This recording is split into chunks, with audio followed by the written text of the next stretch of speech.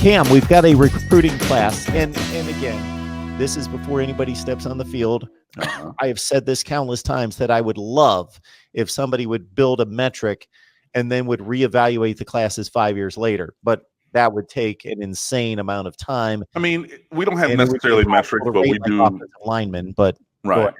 I know. I'm saying we don't necessarily have like a metric kind of in that way, but like everybody will re-rank. And then like all of the sites, I mean, including State of the U, we have multiple guys. I've done it before. We have other contributors who've done it who will go back and do retrospectives and see, like who are the stars of the class, who played, major roles and I mean, those kind of evaluatory things, but like in a ranking kind of sense, we do not have. But to truly do that, you would have to rank every other team in the country. Exactly. That's what I'm saying. Yeah. So, I mean, it is kind of insular to like how we did ours, how things worked out in Coral Gables or Hard Rock Stadium and everywhere else around the ACC that we play. Just kind of like, okay, based upon what we thought those guys were going to be coming in, how did the class play out, kind of a thing.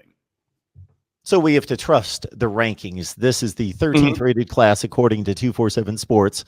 In actuality, it could end up being the 5th best class in the country. It could be the 23rd best class in the country. We don't know. But generally, it's probably going to be right around the 13th best class in college football, ahead of Michigan, Penn State, Washington, Notre Dame, South Carolina, North Carolina have not been factors recently. Stanford, Florida State at 22, and others. Wisconsin, who's a major factor in college football year after year after year, at 25. So it's not the number one class. Everybody gets caught up in the top 5 or so, but the 13th rated class in the country and rated ahead of those programs is pretty substantial.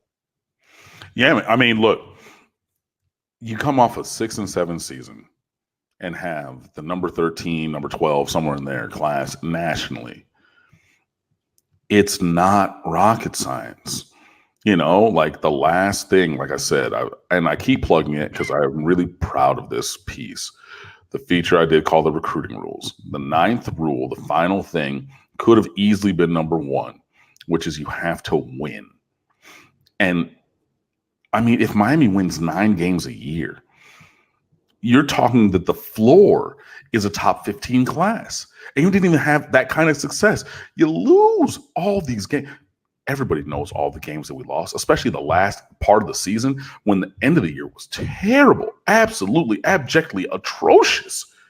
And then you finish, you keep all the early signees together, basically. You lose a Romello Height that they say they didn't lose, but whatever, that's a loss because he flipped to Auburn, okay? But then you go through, you get an Isaiah Dunson, in the way that, and one of our new contributors, he wrote a piece for State of the U talking about, hey, every year Mike Rumpf gets a guy in January, and that guy comes in, he signs, and he plays. There's a conversation to be had about why it comes to pass that it needs to be a late ad every single year. The guys that we're missing on locally and things like that. But even with that being the case, come January, when we need a guy at cornerback, all 5 years that Mike Rumpf has worked here, all 5 cycles he's recruited, there has been a guy that he's gotten. You have that be Isaiah Dunson. You know what I mean? You end with the Avante Williams. Again, in spite of the finish on the field, it is, again, I've said it before, I'll say it again. Miami's done less with more on talent than anybody in the country recently. And, you still have this, I mean, you're loaded in this class. Again, 2/3 of your class are blue chip guys. You're already well over the 50% blue chip ratio that Bud Elliott has espoused as you have to be a championship contender, whether it's conference or national. Miami's there, or what was really national, but Miami's there already, and getting better talent, bro. I mean, there's nothing not to like. To the question that was on the screen, yes, you count transfers in the recruiting class.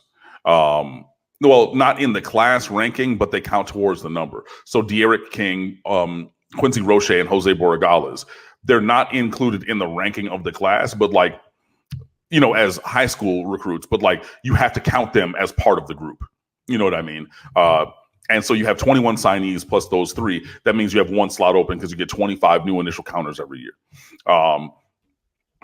I also saw the comment where it said, yeah, Avante Williams probably runs closer to 4.3 than he does to 4.4.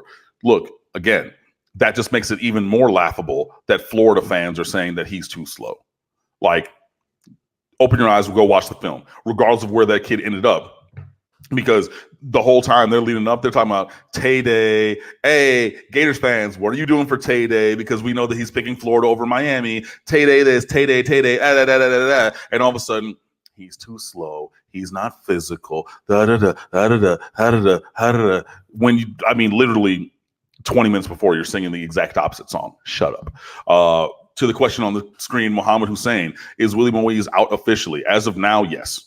Could that change? We'll see. Willie Moise has work to do to qualify academically. He transferred from Hollywood Chaminade Madonna up to Orlando Edgewater to try to get his grades right to be able to qualify. Now, the reason that Miami did not let him sign yesterday, or right now until we know that he's going to qualify, is you do not get a replacement for that scholarship slot. So if Willie Moise were to sign and not make it in, you could not then go out and say, okay, I want another transfer. I need another high school kid. I need another player to slot into slot number 25.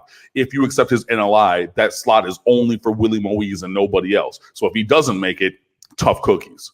So that's why we're saying, hey, maybe we need to evaluate things, leave ourselves open to potentially getting a transfer, maybe another a late ad. And look, Miami's done well with late additions. If you remember, Corn Elder, he was a guy who signed well after signing day.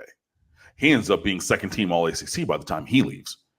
So like there could be other guys out there who still have not signed. Maybe a guy who had a coaching change at his school, he gets a release from his NLI within the window of this time that there is to sign. There are things to be done, but as of right now, no, that is not necessarily for Willie Moise.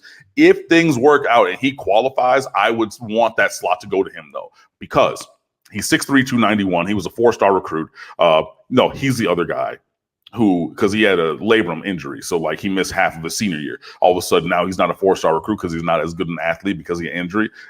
You see what I'm saying? But he's a guy who played both ways in high school.